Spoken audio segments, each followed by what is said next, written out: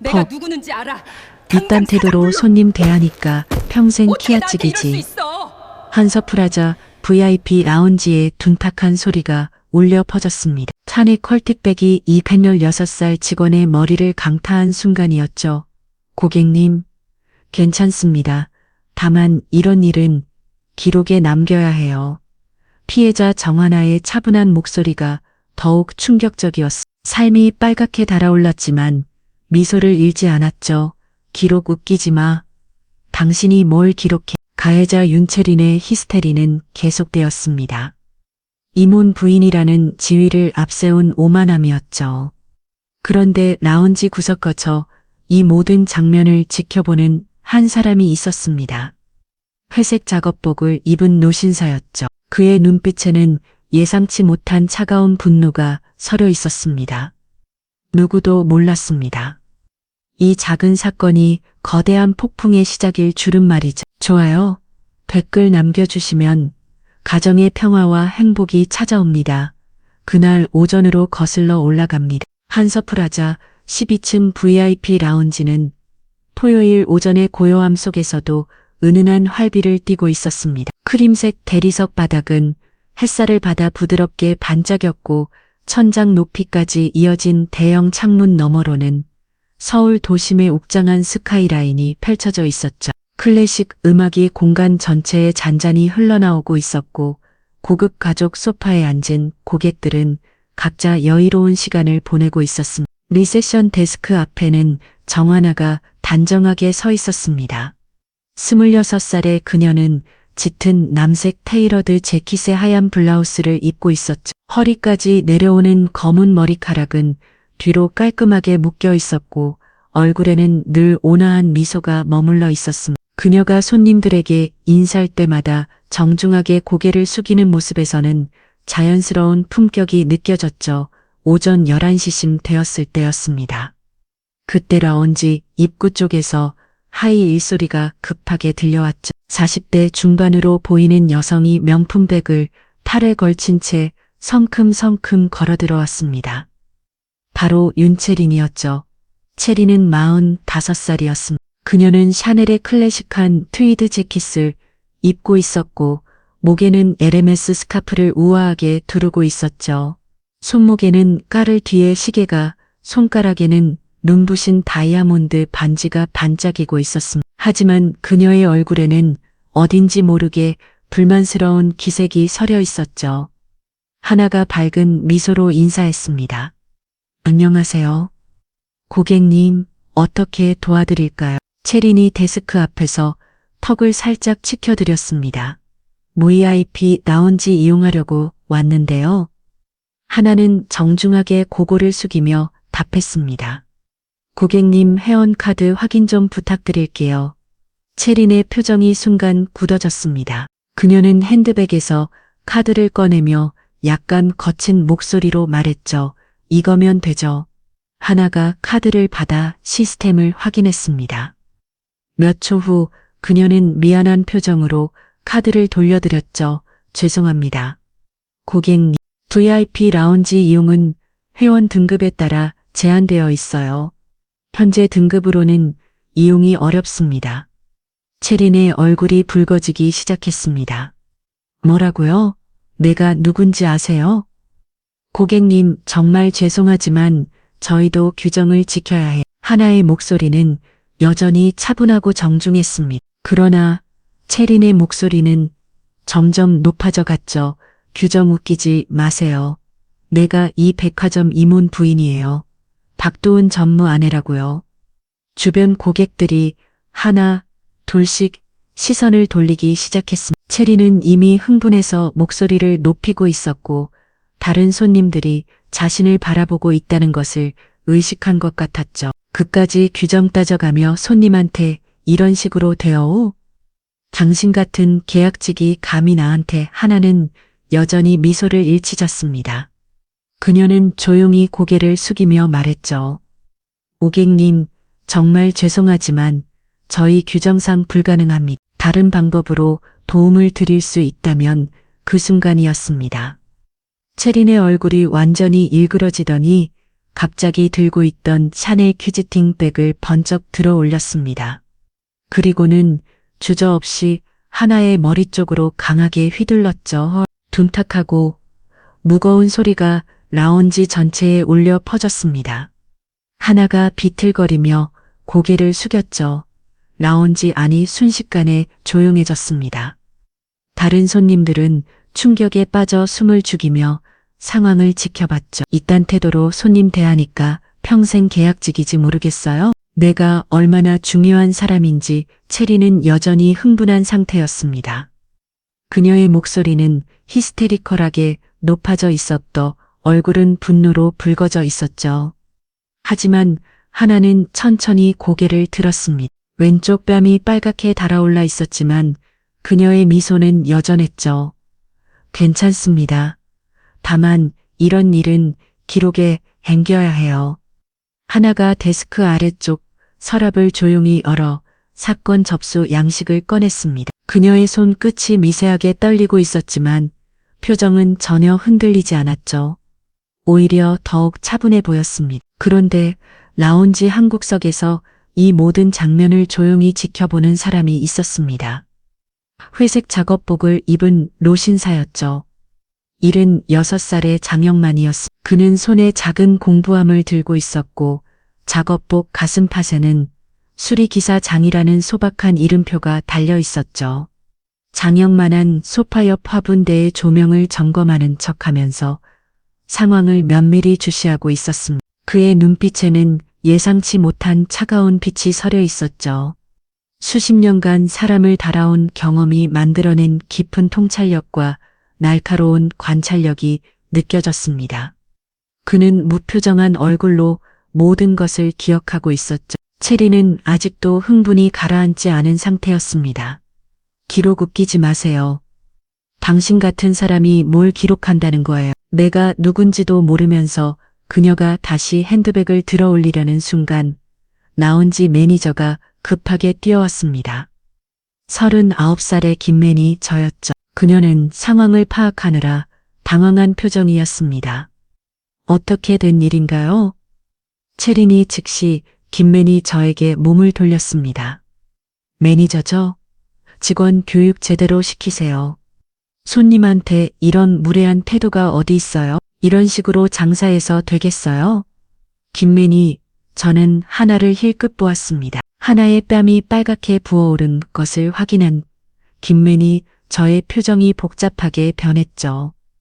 그런데 그녀는 체린의 환한 얼굴을 다시 보더니 조심스럽게 말했습니다. 고객님, 일단 조용한 곳에서 자세히 이야기해 보시죠. 하지만 체린은 단호하게 고개를 저었습니다. 아니요, 여기서 해결하세요. 다른 손님들도 보고 있잖아요. 이런 일이 다시 생기지 않게 확실하게 처리해 주세요. 라운지 안에 다른 고객들이 수근거리기 시작했습니다. 어떤 할머니는 고개를 저으며 혀를 잡고 어떤 중년 남성은 휴대폰을 꺼내 들고 있었죠. 분위기는 점점 어색해져 갔습니다. 구석에서 지켜보던 장영만의 눈빛이 더욱 차가워졌습니다. 그는 조용히 공부함을 바닥에 내려놓고 작업복 주머니에서 작은 수첩과 펜을 꺼냈죠. 그리고는 침착하게 무언가를 적기 시작했습니다. 날짜, 시간, 상황, 인물들 모든 것을 빠짐없이 기록하고 있었습니다. 하나는 여전히 미소를 잃지 않고 있었습니다. 뺨의 붉은 자국이 더 선명해졌고 살짝 부어오르기 시작했지만 그녀는 차분히 사건 접수 양식을 작성하기 시작했죠.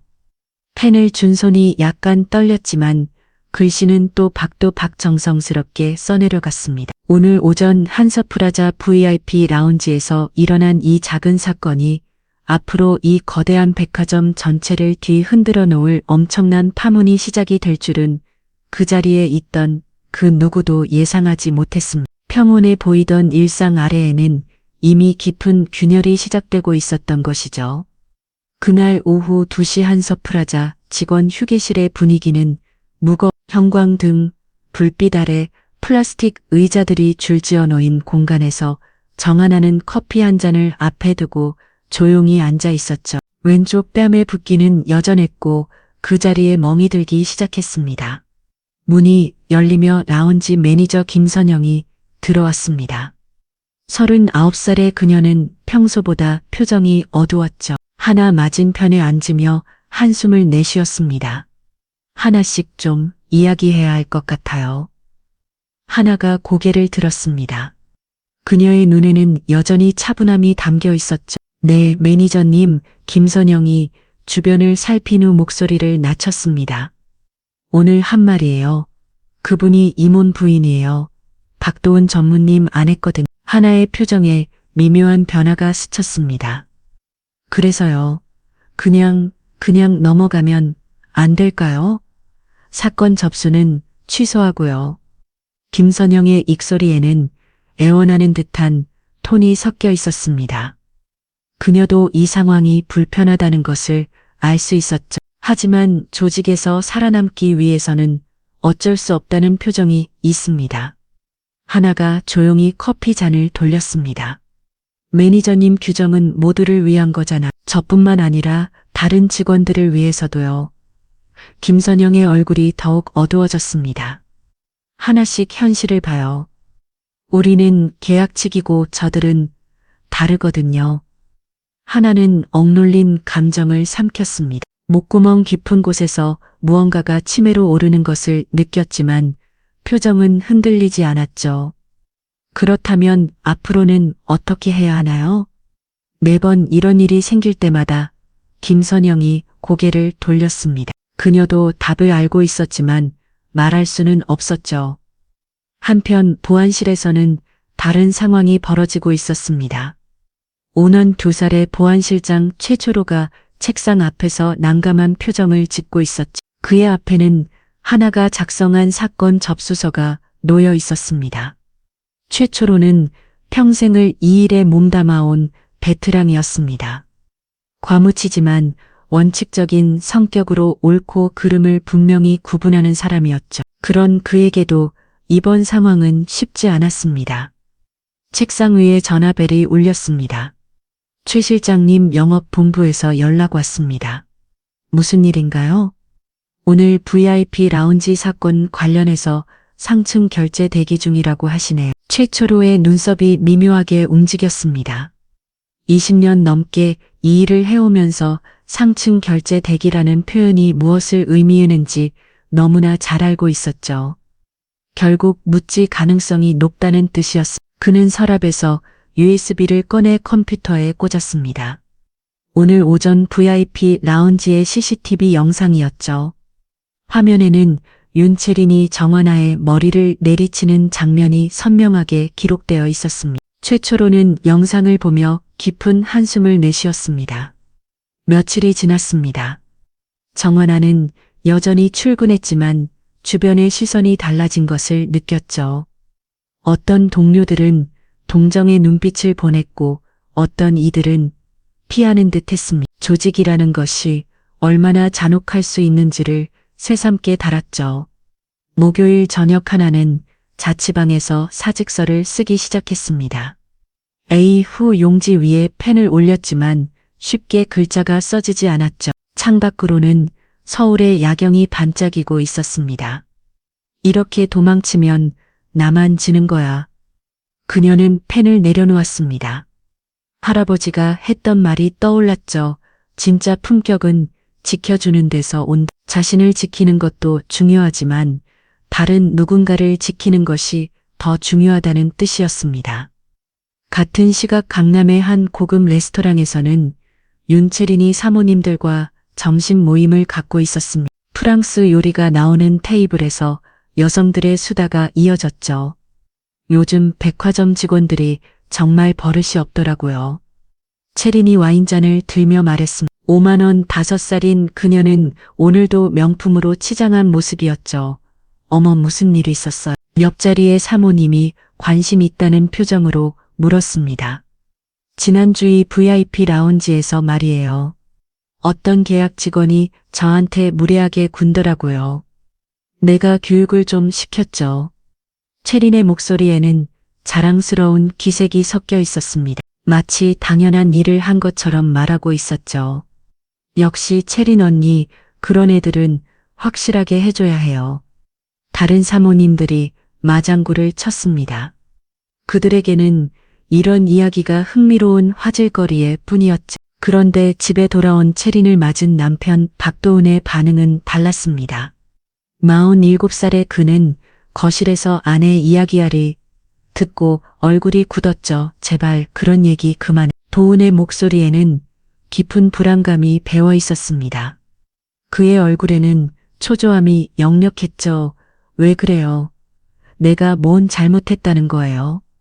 채린이 화를 내며 소파에 앉았습니다. 당신도 모르겠어요. 요즘 분위기가 어떤데 직원 폭행 같은 일이 알려지면 어떻게 되는지. 도훈은 넥타이를 풀며 한숨을 내쉬었습니다. 다음 주에는 본사에서 정기 감사가 시작될 예정이었죠. 그런데 이런 일이 터진다면 그냥 조용히 지나가겠지만 채린은 여전히 무심한 표정이었습니다. 자신의 행동이 얼마나 큰 파장을 일으킬 수 있는지 전혀 예상하지 못하고 있었죠. 도훈은 서재로 들어가 문을 닫았습니다. 책상에 앉아 머리를 감췄죠. 영업본부 전문하는 자리에 무게가 어깨를 짓누르고 있었습니다. 하지만 그들은 몰랐습니다. 그날 VIP 라운지에서 일어난 모든 장면이 한 사람의 눈에 생생히 남아 있다는 사실을 말이죠. 장영만은 자신의 서재에서 그날 적어둔 수첩을 다시 펼쳤습니다. 76살의 그는 돋보기를 쓰고 자신이 기록한 내용을 천천히 읽어보았죠. 날짜, 시간, 상황, 그리고 관련된 모든 사람들의 이름까지 창밖으로는 한 서프라자의 불빛이 보였습니다. 자신이 평생을 바쳐 일궈낸 기업이었지. 하지만 지금 그 안에서는 자신이 추구했던 가치와는 정반대의 일들이 벌어지고 있었습니다. 영만은 책상 서랍에서 한 장의 사진을 꺼냈습니다. 86살 정하나의 직원증 사진이었죠. 그의 눈가에 미묘한 미소가 떠올랐습니다. 혈육의 정이라는 것이 이런 것인지도 모르겠다는 생각이 들었죠. 하지만 동시에 회장으로서의 책임감도 무거웠습니다. 한 명의 직원이 부당한 대우를 받고 있는데 조직은 그것을 덮으려 하고 있었죠. 이런 일이 계속된다면 한 서프라자의 미래는 없을 것이었습니다. 영만은 내일 아침 일찍 본사로 나가기로 결심했습니다. 이제는 수리기사가 아닌 회장의 모습으로 말이죠. 진실이 밝혀져야 할 때가 온 것 같았습니다. 밤이 깊어가며 한 서프라자는 조용해졌지만 그 안에서는 보이지 않는 갈등이 점점 깊어지고 있었습니다.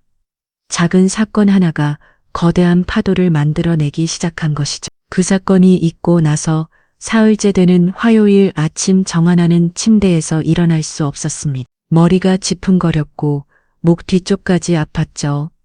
거울을 보니 뺨에 멍은 더 퍼져 있었고 눈 밑까지 검푸르게 변색되어 있었습니다. 병원에서는 경미한 뇌진탕 증세라고 했죠. 하나는 휴대폰으로 병가 신청 문자를 보냈습니다. 손가락이 떨렸지만 최대한 간계락이 작았죠. 김매니, 전님 몸이 아파서 며칠 쉬겠습니다. 마이너스 정하나. 답장은 금방 왔습니다. 알겠어요. 푹 쉬세요. 하지만 그 짧은 문자 뒤에 숨은 의미를 하나는 알 수 있었습니다. 매니저도 회사도 모두가 이 일이 조용히 지나가기를 바라고 있다는 것을 말이죠. 목요일 오후 하나는 한 서프라자를 방문했습니다. 개인 물건을 정리하려고 했는데 VIP 라운지 리세션 데스크에는 이미 새로운 얼굴이 앉아 있었죠. 23살 정도로 보이는 젊은 여성이었습니다. 저기 제자리에 누가 앉아 있네요? 하나가 김선영 매니저에게 조심스럽게 물었습니다. 김선영이 어색한 표정을 지으며 답했죠. 아, 하나씩 일손이 부복해서 임시로 금방 올 줄 알았는데 하나는 더 이상 묻지 않았습니다. 모든 것이 명확했죠. 자신의 자리는 이미 다른 사람의 것이 되어 있었습니다. 회사는 그녀가 조용히 사라지기를 원하고 있었던 것입니다. 사물함에서 개인 소지품들을 챙기면서 하나는 깊은 좌절감을 느꼈습니다. 화장품, 비상약, 그리고 몇 장의 사진들, 소소한 물건들이지만 그 안에는 자신의 시간과 노력이 담겨 있었죠. 집으로 돌아온 하나는 화장실 거울 앞에 섰습니다. 뭉든 얼굴을 바라보며 스스로에게 물었죠. 정말 사람보다 체면이 중요할까? 한 사람의 존엄성보다 조직의 안정이 더 소중한 걸까? 그날 밤 하나는 결심했습니다. 도망치지 않기로 했죠. 자신만을 위해 석하 아니라 앞으로 이런 일을 당할 수도 있는 다른 누군가를 위해서 말입니다. 그녀는 컴퓨터 앞에 앉아 조용히 내부 신고서를 작성하기 시작했습니다. 차분하고 정확하게 감정을 배제한 채로 사실만을 적어내려갔죠. 2024년 10월 5일 오전 11시경 VIP 라운지에서 발생한 사건에 대해 신고합니다. 윤채진 고객 박도은 전무 부인의 직원 폭행, 모욕, 직무방해 행위에 대한 것입니다. 하나는 한 글자 정성스럽게 타이핑했습니다. 그 순간들을 다시 떠올리는 것은 고통스러웠지만 진실을 기록하는 일이 중요하다고 생각했죠. 신고서 마지막 부분에 그녀는 이렇게 적었습니다. 법적인 대응을 원하는 것은 아닙니다. 단지 이곳이 더 나아지기를 바랄 뿐입니다. 모든 직원이 존중받는 직장이 되었으면. 신고서를 완성한 하나는 한동안 화면을 바라봤습니다. 전송 버튼을 누르면 돌이킬 수 없다는 것을 알고 있었죠. 하지만 더 이상 침묵할 수는 없었습니다. 클릭 신고서는 곧바로 비서실 상층으로 전달되었습니다. 같은 시각 한서프라자 지하보안실에서는 최초로 실장이 야근을 하고 있었습니다. 그는 며칠 전부터 계속 신경이 쓰였던 CCTV 영상을 다시 한번 확인하고 있었죠. 모니터 화면에는 그날의 장면이 선명하게 재생되고 있었습니다. 윤채린이 소리를 지르는 모습, 핸드백으로 정한 아이 머리를 내리치는 순간, 그리고 하나가 고개를 숙이며 참아내는 모습까지. 이런 일이 묻혀서는 안 되는데 최초로가 중얼거렸습니다. 20년 넘게 이 일을 해오면서 수많은 사건들을 봐왔지만 이번만큼은 달랐죠. 너무나 명확한 증거가 있었고 피해자는 아무 잘못이 없었습니다. 보안 실문이 조용히 열렸습니다. 회색 작업복을 입은 노신사가 들어왔죠. 장영만이었습니다. 야근하시네요. 실장님. 아, 수리기사 장식. 이 시간에 웬일이세요? 최초로가 고개를 들었습니다. 하지만 장영만의 눈빛은 평상시와 달랐죠. 깊고 날카로웠습니다. 그날 VIP 라운지 영상 좀 보여주시겠어요? 최초로가 당황했습니다. 그게 왜 그런 걸 보시려고요? 저도 그 자리에 있었거든요. 직접 봤습니다. 장영만의 목소리에는 특별한 무게가 실려 있었습니다. 최초로는 망설였지만 결국 모니터를 돌렸죠. 영상이 재생되기 시작했습니다. 장영만은 아무 말 없이 화면을 응시했습니다. 윤채린의 거친 목소리, 폭력적인 행동, 그리고 정하나의 참아내는 모습이 다시 한번 펼쳐졌죠. 이 집이 왜 이렇게 변했을까요? 장영만이 조용히 중얼거렸습니다. 그의 목소리에는 깊은 슬픔이 배어 있었죠. 장시옥 씨, 이 사건에 대해 아시는 게 더 있나요? 최초로가 조심스럽게 물었습니다. 장영만은 대답 대신 천천히 내부 호출 버튼을 눌렀습니다. 비서실 직통 전화였죠. 여기 보안실입니다. 회장님께 보고드릴 중요한 사안이 있습니다. 최초로의 눈이 커졌습니다. 수리 기사가 어떻게 회장실에 직접 연락을 할 수 있는 건지 이해할 수 없었죠. 전화 너머로 차분한 여성 목소리가 들렸습니다. 네, 알겠습니다. 내일 아침 첫 번째 일정으로 잡아드릴게요. 장영만이 전화를 끊고 최초로를 바라봤습니다. 실장님, 이 영상 원본을 안전하게 복원해 주세요. 그리고 관련된 모든 자료도 함께해. 네, 그런데 당신은 도대체 내일이면 모든 게 명확해질 겁니다. 장영만이 작업복 주머니에서 명함 하나를 꺼냈습니다. 최초로가 받아보니 거기에는 한서프라자 회장 장영만이라고 적혀 있었죠. 최초로는 잠시 말을 잃었습니다. 수십 번 더 마주쳤던 수리 기사가 사실은 회장이었다는 것을 어떻게 받아들여야 할지 모르겠었죠. 회장님, 오늘 밤에는 아무 얘기도 말하지 마세요. 내일 아침에 모든 것을 정리하겠습니다. 장영만이 보안실을 나가면서 마지막으로 말했습니다. 이 회사가 다시 사람을 소중히 여기는 곳이 되어야 합니다. 그게 제가 이 회사를 만든 이유였으니까요. 문이 닫히고 나서 최초로는 한동안 멍하니 앉아 있었습니다. 그제서야 모든 퍼즐이 맞춰지기 시작했죠. 왜 그 노신사가 항상 회사 구석구석을 살피고 다녔는지, 왜 직원들의 일거수일투족에 관심을 보였는지, 한편 집에서 신고사를 보낸 정하나는 잠들 수 없었습니다. 내일부터 어떤 일이 벌어질지 예상할 수 없었죠. 하지만 후회는 없었습니다. 자신이 할 수 있는 최선을 다했다고 생각했으니까요. 창밖으로는 새벽이 밝아오고 있었습니다. 한서프라자의 거대한 건물이 어둠 속에서 서서히 모습을 드러냈죠. 그 안에서는 보이지 않는 변화의 바람이 불기 시작하고 있었습니다.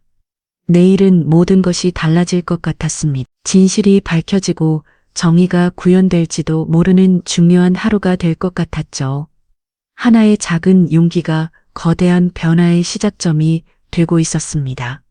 수요일 오전 10시 한서프라자 영업본부 전무실에 전화벨이 울렸습니다. 박도훈이 회의 자료를 정리하던 중이었죠. 수화기를 든 그의 표정이 순간 굳어졌습니다.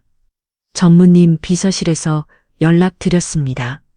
전화 너머 목소리는 평소보다 더욱 정중했습니다. 그런 톤일 때는 보통 좋지 않은 소식이었죠. 내일 아침 9시 회장실에 참석해 주시기 바랍니다. 도훈의 손이 미세하게 떨렸습니다. 47년을 살아오면서 이런 긴장감을 느껴본 적이 언제였을까요? 회장님이 직접 부르신 건가요? 아니, 그렇습니다. VIP 라운지 관련 사안이라고 하시네요. 전화가 끊어진 후 도훈은 한동안 수화기를 내려놓지 못했습니다. VIP 라운지, 그 단어만으로도 무슨 일인지 짐작할 수 있었죠. 아내 체린의 일이었습니다. 그는 즉시 집으로 전화를 걸었습니다. 여보, 지금 어디야? 쇼핑 나왔는데 왜? 목소리가 왜 그래? 집에 와. 지금 당장. 도훈의 목소리에는 다급함이 배어 있었습니다. 체린도 심상치 않음을 느꼈는지 더 이상 묻지 않았죠. 1시간 후 강남구 압구정동의 고급 아파트 도훈이 현관문을 열고 들어서자 체린이 거실에서 기다리고 있었습니다. 대체 무슨 일이야? 그렇게 급하게 부르면서 지난주 백화점에서 뭘 했어? 도훈의 목소리는 차가웠습니다. 체린의 표정이 잠깐 흔들렸죠. 무슨 말이야? VIP 라운지에서 직원한테 뭘 했냐고? 도훈이 소리를 높였습니다.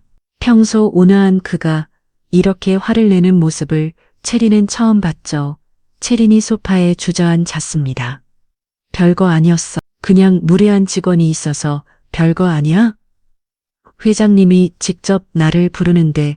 도훈의 얼굴이 창백해졌습니다.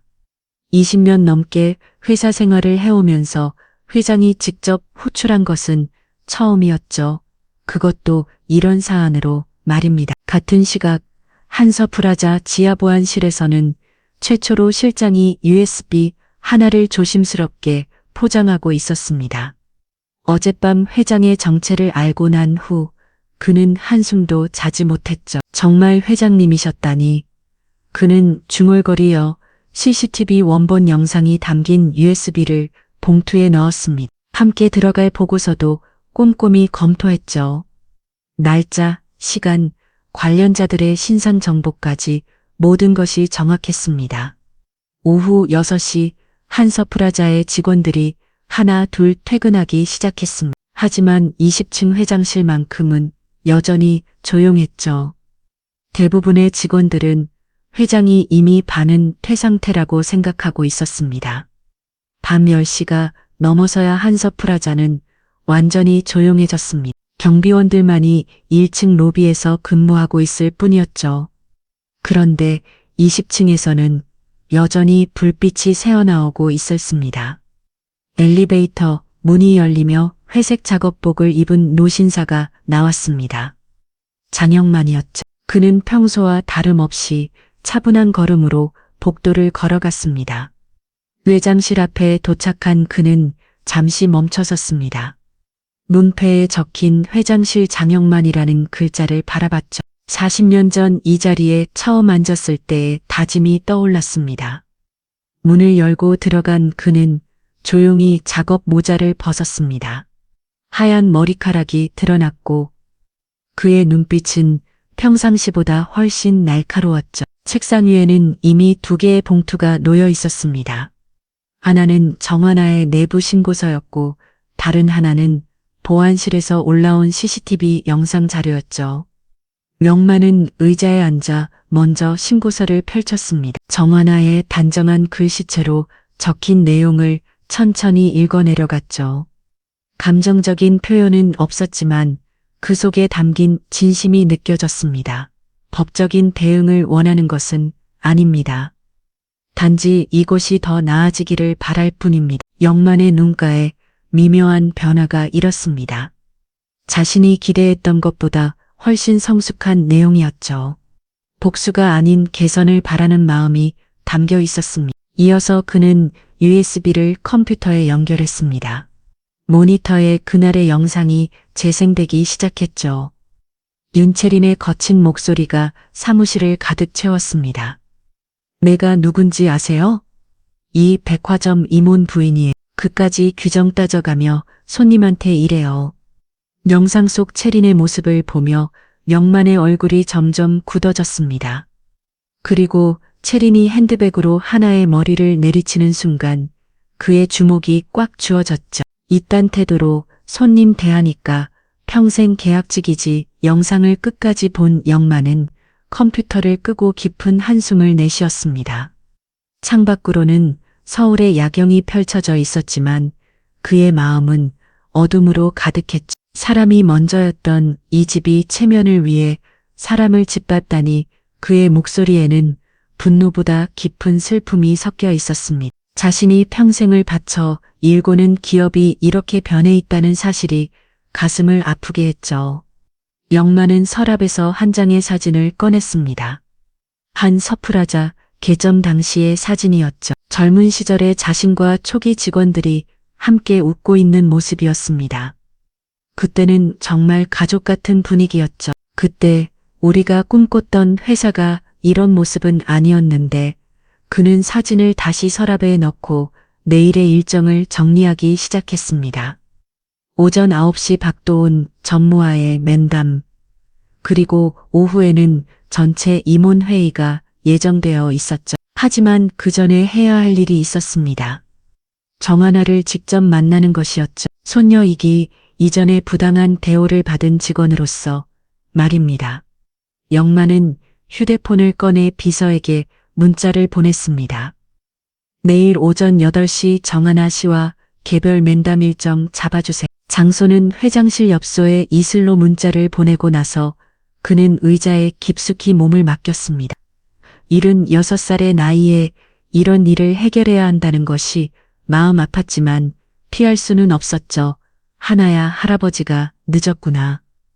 그가 혼자 말로 중얼거렸습니다. 지금까지 정체를 숨기고 회사의 현실을 파악하려 했지만 이제는 회장으로서 나서야 할 때였습니다. 자정이 넘어서야 영만은 집으로 돌아갔습니다.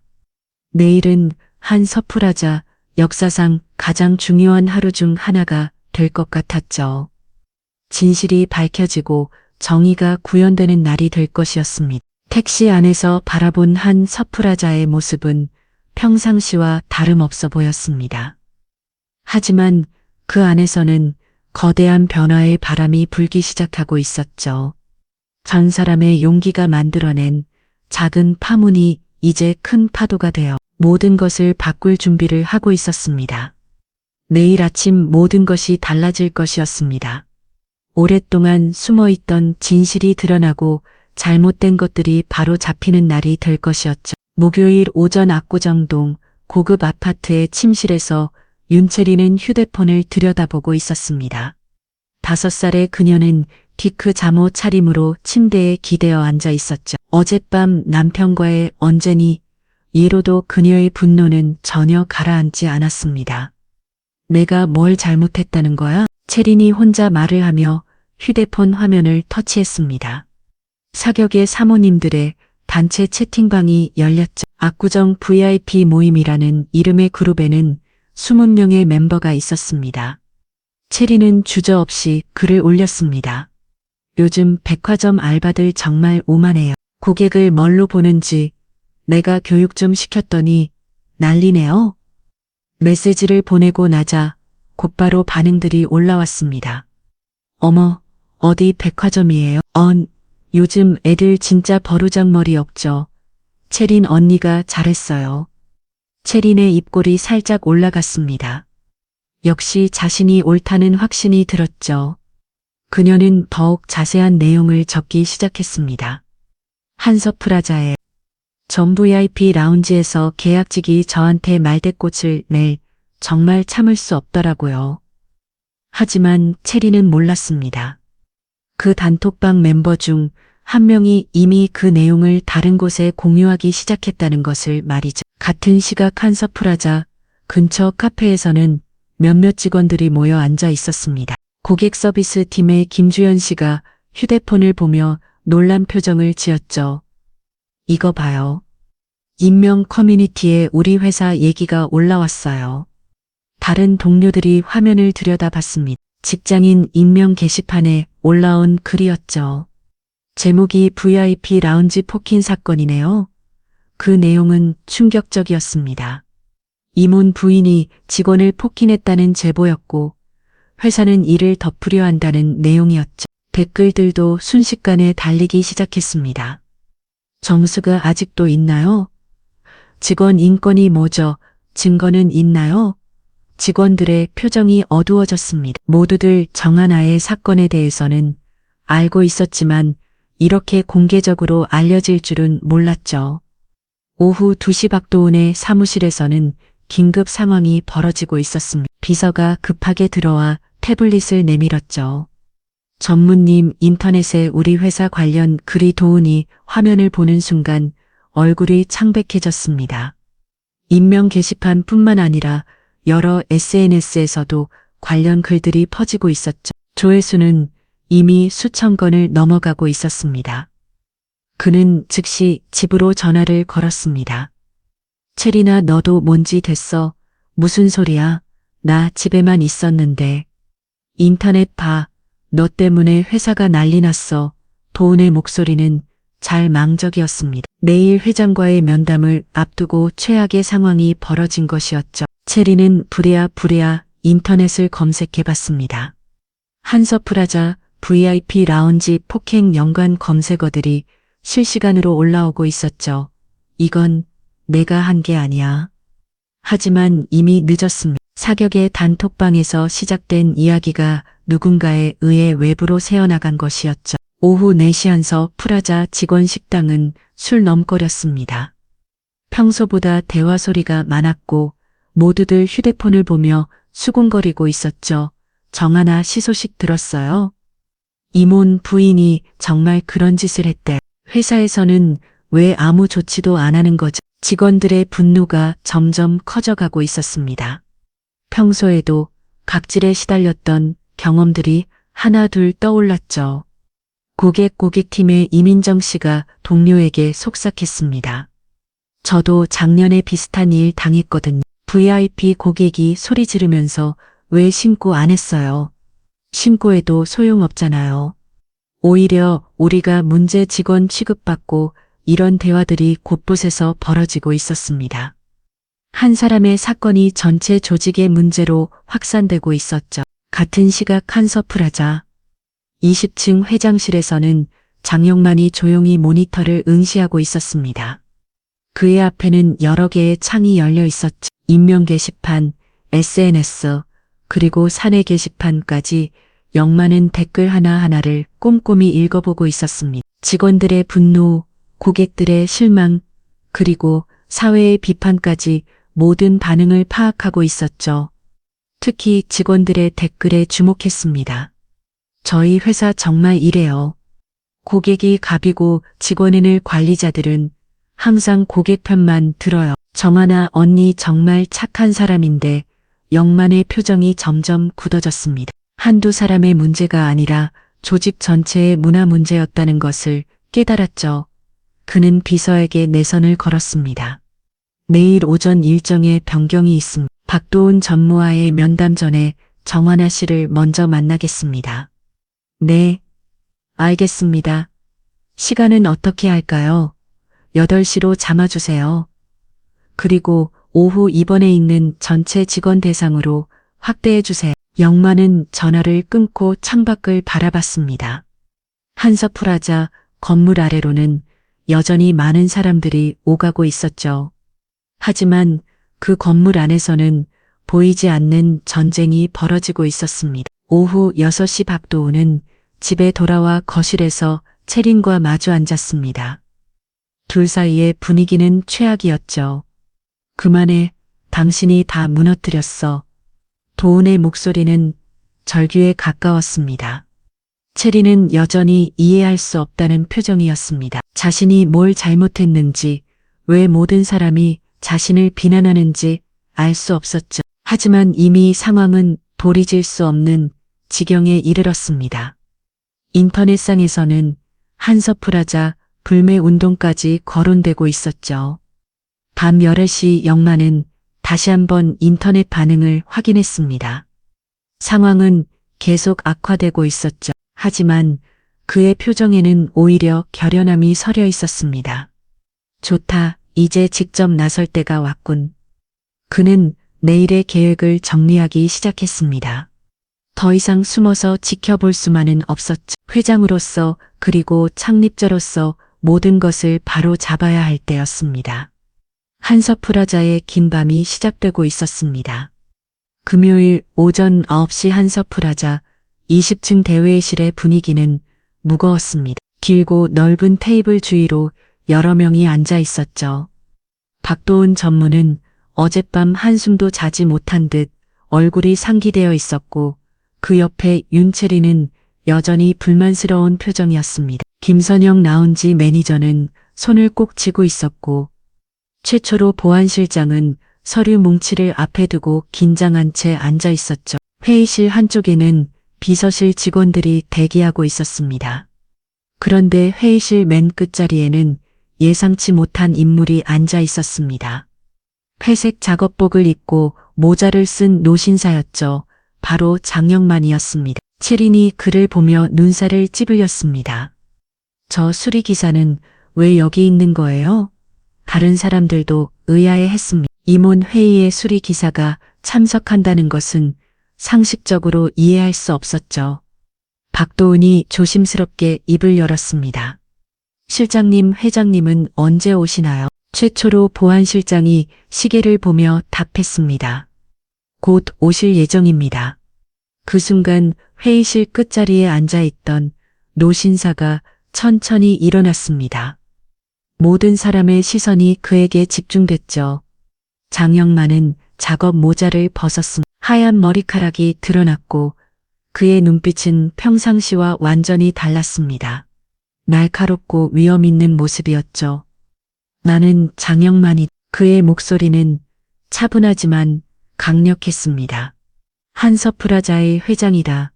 회의실이 순간 정적에 빠졌습니다. 채린의 입이 벌어졌고 박도훈의 얼굴은 창백해졌죠. 김선영은 의자에서 일어날 뻔했습니다.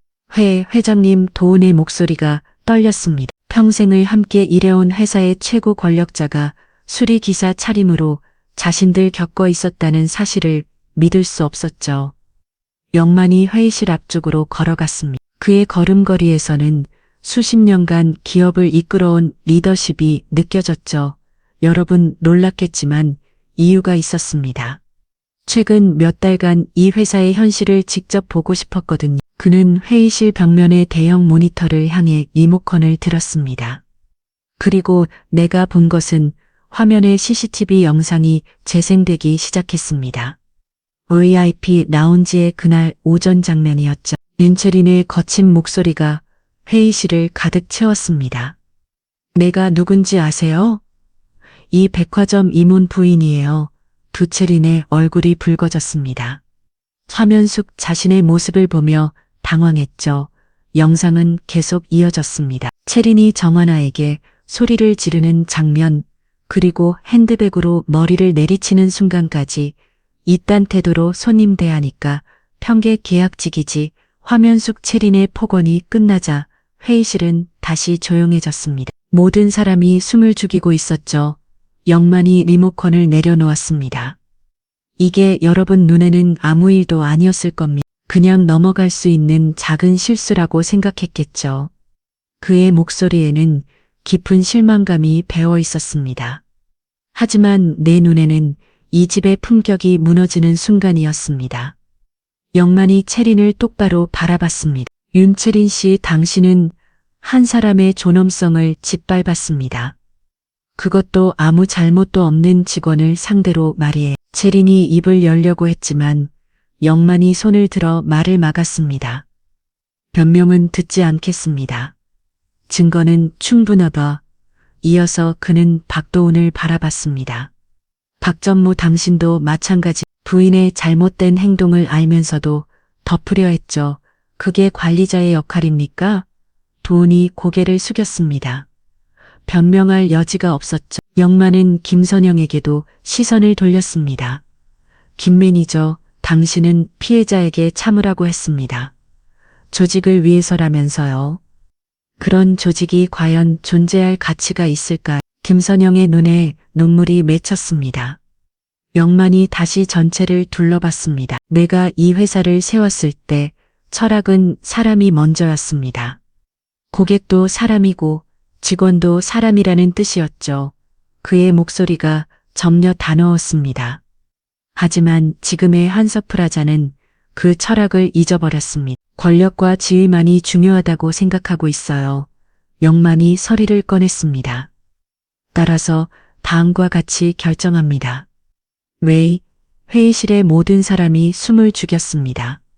박도훈 전무는 즉시 보직 해임합니다. 영업본부장 직책을 박탈하고 일반직으로 전부 발령합니다. 도훈의 얼굴이 창백해졌습니다. 윤채인 씨는 한서프라자 출입을 영구 정지합니다. 더 이상 이곳에 발을 들여놓을 수 없습니다. 채린이 버떡 일어났습니다. 이건 너무하잖아요. 내가 뭘 그렇게 잘못했다고. 하지만 영만의 표정은 흔들리지 않았습니다. 잘못을 인정하지 않는 사람에게는 더 이상 기회를 줄 수 없습니다. 그는 계속해서 발표했습니다. 그리고 이번 사건에 대한 공식 사과문을 작성하여 모든 고객과 직원에게 배포하겠습니다. 회사의 잘못된 대응에 대해 진심으로 사과하겠습니다. 김선영이 떨리는 목소리로 물었습니다. 그럼 정하나 씨는 어떻게 되나요? 영만의 표정이 부드러워졌습니다. 정하나 씨에게는 정식 사과를 드리고 적절한 보상을 제공하겠습니다. 그리고 앞으로 이런 일이 재발하지 않도록 직원 보호 시스템을 완전히 개편하겠습니다. 그는 잠시 멈춘 후 덧붙였습니다. 무엇보다 중요한 것은 다시는 이런 일이 발생하지 않도록 하는 것입니다. 한서프라자는 모든 사람이 존중받는 곳이어야 합니다. 회의실은 여전히 조용했습니다. 모든 사람이 방금 일어난 일을 소화하기 어려워하고 있었죠. 박도훈이 고개를 들었습니다. 회장님, 저는 박전무 당신에게도 기회는 있습니다. 다시 처음부터 시작한다고 생각하고 일해보세요. 진짜 리더십이 무엇인지 배울 시간을 드리겠습니다. 영만의 말에는 엄격함과 동시에 따뜻함이 섞여 있었습니다. 하지만 채린은 여전히 받아들일 수 없다는 표정이 없습니다. 이런 식으로 처리하시면 우리 가족은 어떻게 되는 거예요? 영만이 그녀를 차갑게 바라봤습니다. 그것은 당신이 선택한 결과입니다. 행동에는 책임이 따르는 법이에요. 회의는 그렇게 마무리 지으니. 하지만 모든 사람이 알고 있었습니다. 이것이 끝이 아니라는 것을 말이죠. 진짜 변화는 이제부터 시작될 것이었습니다. 회의실에는 무거운 침묵이 흘렀습니다. 방금 전까지 격렬했던 분위기가 갑자기 조용해진 것이었죠. 장영만 회장은 창문 쪽으로 천천히 몸을 돌렸습니다. 그의 뒷모습에서는 기쁜 생각에 잠긴 듯한 분위기가 느껴졌. 몇 초의 정적 후 영만이 다시 입을 열었습니다. 그런데 여러분이 알아야 할 것이 하나 더 있습니다. 모든 사람이 다시 긴장했습니다. 이미 충분히 충격적인 상황이었는데 또 다른 폭탄이 터질 것 같았죠. 영만이 천천히 돌아서며 회의실 문 쪽을 바라봤습니다. 정하나 씨, 들어오세요. 문이 열리며 정하나가 조심스럽게 들어왔습니다. 그녀는 단정한 검은색 정장을 입고 있었고 뺨에 먹는 아직 완전히 사라지지 않은 상태였죠. 하지만 그녀의 눈빛에는 며칠 전과는 다른 당당함이 서려 있었습니다. 박도훈과 윤채린이 하나를 보며 당황했습니다. 특히 채린은 자신이 폭행했던 직원이 이런 자리에 나타난 것이 못마땅하다는 표정이었죠. 하나가 회의실 한쪽에 서자 영만이 그녀를 바라보며 말했습니다. 그리고 내가 머리를 다쳐가며 지켜낸 원칙, 그 용기를 보인 정하나는 영만의 목소리가 잠시 멈췄습니다. 그의 눈가에 미묘한 감정이 스쳤죠. 내 소녀다. 회의실이 다시 한번 정적에 빠졌습니다. 이번에는 앞서보다 더 큰 충격이었죠. 모든 사람이 하나를 바라봤습니다. 그제서야 그녀의 이름이 정하나라는 것, 그리고 회장의 성이 장이라는 것 사이에 연결고리를 깨달았습니다. 채린의 얼굴이 창백해졌습니다. 자신이 폭행한 상대가 회장의 소녀였다는 사실을 받아들이기 어려워했죠. 박도훈은 머리를 감쌌습니다. 상황이 얼마나 심각한지 이제야 완전히 이해했습니다. 하나가 고개를 숙이며 조용히 말했습니다. 저는 서프라자의 원칙이 제대로 지켜지는지 보고 싶었습니다. 할아버지께서 만드신 사람이 먼저라는 그녀의 목소리는 떨리고 있었지만 그 속에는 확고한 신념이 담겨 있었습니다. 영만이 고개를 끄덕였습니다. 그리 하나야. 그리고 할아버지가 배운 것은 회장이라는 자리에 앉아서는 결코 진실을 볼 수 없다는 것이었다. 그는 회의실 전체를 둘러보며 계속했습니다. 권력자들은 항상 좋은 모습만 보여주려 하거든요.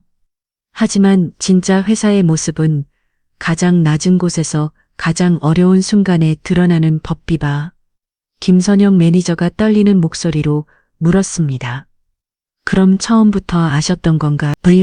물론 알고 있었지. 하지만 하나에게는 절대 도움을 주지 말라고 했다. 정말로 우리 회사가 어떤 곳인지 보고 싶었으니까. 영만의 눈빛이 깊어졌습니다. 그리고 결과는 실망스러웠다. 내 소녀가 폭행을 당했는데도 조직은 이를 덮으려 했고 가해자는 오히려 당당했다. 채린이 마침내 입을 열었습니다. 저는 정말 몰랐어요. 그냥 무례한 직원이라고 생각했을 뿐이에요.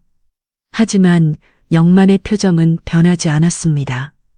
그게 바로 문제입니다. 상대방이 누구든 관계없이 사람을 존중해야 하는 거예요. 회장의 소녀 등 일반 계약직이든 말이죠. 그는 단호하게 선언했습니다. 오늘부터 한서프라자는 완전히 달라질 것입니다. 직원 보호원장을 복원하겠습니다. 영만이 비서에게 손질하자 그녀가 준비된 자료를 배포했습니다. 첫째, VIP 고객이라도 직원에게 폭언이나 폭행을 할 경우 즉시 출입 금지 조치합니다. 둘째, 직원 보호를 위한 전담 부서를 신설합니다. 셋째, 고객 응대 메뉴를 전면 개정하여 직원의 인권을 최우선으로 합니다. 박도훈이 조심스럽게 손을 들었습니다. 회장님, 그렇게 되면 일부 VIP 고객들의 반발이 영만이 그를 차갑게 바라봤습니다. 박전무, 그런 생각이 바로 문제의 원인입니다. 직원의 품격이 무너지는 순간 고객의 신뢰도 함께 무너집니다. 그는 더욱 단호하게 말했습니다. 진정한 VIP민 직원을 존중할 줄 아는 사람입니다. 그렇지 않은 사람은 우리가 모실 고객이 아니에요. 하나가 한 발 앞으로 나왔습니다. 할아버지, 아니 회장님, 저는 이번 일을 통해 많은 것을 배웠습니다. 앞으로 더 나은 한서프라자를 만들기 위해 최선을 다하겠습니다. 영만의 얼굴에 처음으로 미소가 떠올랐습니다. 그래, 하나야. 진짜 리더십은 가장 어려운 순간에 시험받는 법이다. 넌 그 시험을 훌륭히 통과했다. 회의가 끝난 후 채린과 도우는 조용히 회의실을 나갔습니다. 채린의 얼굴에는 여전히 받아들이기 어렵다는 도정이 있었지만 더 이상 항변할 수는 없었죠. 그날 오후 한서프라자 전층에 새로운 공짜문이 붙었습니다. 한서프라자 직원 보호원장, 우리는 모든 직원이 존중받을 권리가 있음을 선언합니다. 고객과 직원은 동등한 인격체로서 서로를 존중해야 합니다. 어떤 이유로도 폭언, 폭행, 모욕은 허용되지 않습니다. 직원의 품격이 곧 한서의 품격입니다. 한서프라자 회장 장영만, 공짜문을 본 직원들의 반응은 뜨거웠습니다. 오랫동안 참아왔던 서름이 한순간에 해소되는 느낌이었죠. 고객 서비스팀의 김주연 씨가 동료에게 말했습니다. 정말 달라질 것 같아요. 이번엔 진짜로요. 맞아. 회장님이 직접 나서신 거니까 직원 식당에서도 비슷한 대화들이 이어졌습니다. 모든 사람이 변화에 대한 기대감을 갖고 있었죠. 저녁 시간, 영만은 하나와 함께 회장실에 앉아 있었습니다. 할아버지와 소녀의 모습이었죠. 하나야, 힘들었지. 괜찮았어요. 할아버지 오히려 많은 걸 배웠어요. 그래, 진짜 어른이 된 것 같구나. 영만이 창밖을 바라봤습니다. 한서프라자의 불빛이 도시를 밝히고 있었죠. 이제부터가 진짜 시작이다. 문화를 바꾸는 건 쉽지 않거든. 저도 열심히 하겠어요. 그래, 우리 함께 이 집을 다시 사람이 먼저인 곳으로 만들어보자. 그날 밤 한서프라자는 새로운 출발을 준비하고 있었습니다. 한 사람의 용기가 만들어낸 변화의 바람이 온 건 업무를 휩쓸고 있었죠. 하지만 모든 사람이 알고 있었습니다. 진짜 변화는 이제부터 시작이라는 것을 말이죠. 오래된 관습과 문화를 바꾸는 것은 결코 쉬운 일이 아니었습니다. 그래도 희망이 있었습니다. 진실이 밝혀졌고 정의가 구현되었으니까요. 그리고 무엇보다 모든 사람이 존중받을 수 있는 새로운 시작이 있었습니다. 그로부터 일주일 후 한서프라자 VIP 라운지는 완전히 달라진 모습이었습니다. 새로 단장된 공간에는 따뜻한 조명이 은은하게 퍼져 있었고 직원들의 표정도 한결 밝아져 있었죠. 무엇보다 공기제가 달랐습니다. 긴장감 대신 평온함이 자리 잡고 있었죠. 오후 4시경 라운지 한쪽 구석에서 장영만과 정환아가 나란히 서 있었습니다. 할아버지와 소녀의 모습으로 말이죠. 두 사람은 새로 걸린 액자를 바라보고 있었습니다. 사람이 먼저입니다. 마이너스 회장 장영만 간단하지만 무게감 있는 문구였습니다. 한서프라자의 새로운 철학을 상징하는 메시지였죠. 하나가 조용히 입을 열었습니다. 할아버지, 그날 왜 아무 말도 안 하셨어요? 제가 맞을 때도 그 이후에도 영만이 손녀를 바라봤습니다. 그의 눈빛에는 깊은 애정이 담겨 있었죠. 내가 스스로 맞설 수 있나 보고 싶었다. 그리고 넌 해냈다. 하나의 눈시울이 붉어졌습니다. 그동안 참아왔던 감정극이 한꺼번에 올라왔죠. 힘들지 않았나? 힘들었어요. 하지만 포기하고 싶지는 않았어요. 할아버지가 만든 이곳을 그냥 무너뜨릴 수는 없다고 생각했거든요. 영만이 고개를 끄덕였습니다. 그래, 그게 진짜 용기다. 두 사람은 잠시 침묵했습니다. 라운지에서는 클래식 음악이 잔잔히 흘러나오고 있었고 다른 고객들은 여유롭게 시간을 보내고 있었죠. 하나가 다시 말했습니다. 저는 오히려 할아버지 덕분에 배웠어. 진짜 품격은 누군가를 지킬 때 생긴다는 거예요. 영만의 얼굴에 미소가 떠올랐습니다. 자랑스러운 표정이었죠. 하나야, 이제 정말 어른이 된 것 같구나. 그는 소녀의 어깨에 손을 얹었습니다. 그 손길에는 오랜 세월의 경험과 지혜가 담겨 있었죠. 이제 이 집을 내가 지켜라. 할아버지는 늙었다. 아직 멀었어요. 배울 게 너무 많아요. 천천히 배워가면 된다. 중요한 건 방향을 잃지 않는 것이. 라운지 리셉션에서는 새로운 직원이 고객을 응대하고 있었습니다. 정중하면서도 당당한 모습이었죠. 더 이상 위축되거나 두려워하여 않는 모습이었습니다. 며칠 전 직원을 대상으로 한 교육이 있었습니다. 고객과 직원의 상호 존중이라는 주제였죠. 모든 사람이 진지하게 참여했고 변화에 대한 의지를 보였습니다. 특히 김선영 매니저의 변화가 눈에 띄었습니다. 그녀는 직원들에게 더 이상 참으라고 말하지 않았습니다. 대신 당당하게 대응하라고 격려했죠. 고객님도 사람이고 여러분도 사람입니다. 서로 존중하는 것이 기본이에요. 이런 분위기 변화는 고객들에게도 전해졌습니다. 처음에는 당황하는 사람들도 있었지만 대부분은 긍정적으로 받아들였죠. 어떤 단골 고객은 이렇게 말했습니다. 직원들이 더 밝아진 것 같아요. 예전보다 훨씬 좋아졌네. 변화는 VIP 라운지뿐만 아니라 전체 백화점으로 퍼져나갔습니다. 각 층마다 새로운 안내문이 붙었고 직원 보호를 위한 시스템이 구축되었죠. 고객 불만 처리 과정도 완전히 바뀌었습니다. 이제는 직원과 고객 양쪽의 입장을 공정하게 듣고 합리적인 해결책을 찾는 방식으로 운영되고 있었습니다. 박도우는 일반직으로 발령받은 묵묵히 자신의 일에 집중하고 있었습니다. 처음에는 당황했지만 시간이 지나면서 오히려 마음이 편해졌다고 했죠. 이제야 진짜 일이 뭔지 알 것 같아요. 그가 동료에게 한 말이었습니다. 권력에 매달리지 않고 순수하게 일에만 몰두하니 오히려 보람을 느꼈다고 했지. 윤채리는 출입 금지 이후 소식이 없었습니다. 사격에서도 조용히 지내고 있다는 소문만 들었죠. 일부에서는 반성하고 있다는 얘기도 있었지만 확실하지는 않았습니다. 하지만 중요한 것은 한 서프라자가 달라졌다는 사실이었습니다. 직원들은 더 이상 부당한 대우를 참지 않았고 고객들도 그런 분위기를 이해하고 존중했죠. 영만과 하나는 여전히 라운지에 서 있었습니다. 해가 기울면서 창문으로 들어오는 빛이 황금빛으로 변하고 있었죠. 할아버지 앞으로도 가끔 수리기사 차림으로 나타나실 거예요? 영만이 웃었어. 글쎄 어떨까? 가끔은 필요할지도 모르지. 그럼 저도 모르는 척 할게요. 두 사람이 함께 웃었습니다. 따뜻하고 정겨운 웃음이었죠. 저녁 시간이 다가오면서 라운지의 분위기도 더욱 포근해졌습니다. 직원들은 웃는 얼굴로 고객들을 배웅했고 고객들도 만족스러운 표정으로 발걸음을 옮겼죠.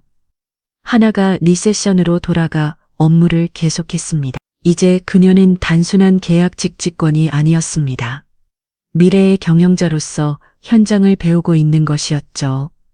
영만은 소녀의 모습을 바라보며 뿌듯해했습니다. 자신이 꿈꿨던 리더의 모습을 하나에게서 발견할 수 있었거든요. 그는 조용히 라운지를 나섰습니다. 복도를 걸으면서 여기저기를 둘러봤죠. 직원들의 밝은 표정, 고객들의 만족스러운 모습, 그리고 전체적으로 활기찬 분위기까지 엘리베이터를 타고 1층으로 내려가면서 영만은 깊은 만족감을 느꼈습니다. 한때 무너질 뻔했던 한서프라자의 정신이 다시 살아났다는 확신이 들었죠. 로비에서는 저녁 시간 고객들이 분주히 오가고 있었습니다. 그 모든 모습이 평화롭고 조화로워 보였습니다. 영만은 백화점 밖으로 나오면서 뒤를 돌아갔습니다. 한서프라자의 대형 간판이 밤하늘에 빛나고 있었죠. 그 빛이 예전보다 더 따뜻해 보였습니다. 사람이 먼저다. 그가 중얼거렸습니다. 이제 이 철학이 단순한 구호가 아닌 실제 현실이 되었다는 생각이 들었죠. 한서프라자의 새로운 시작이었습니다. 한 사람의 용기가 만들어낸 변화였고 그것이 모든 사람에게 희망을 주고 있었습니다. 진짜 품격은 화려한 외모나 높은 지위에서 나오는 것이 아니었습니다. 어려운 상황에서도 올바른 것을 선택하고 다른 사람을 존중하는 마음에서 나오는 것이었죠. 그리고 그런 품격이 모여 만들어낸 한서 프라자는 이제 정말로 모든 사람이 존중받는 곳이 되었습니다.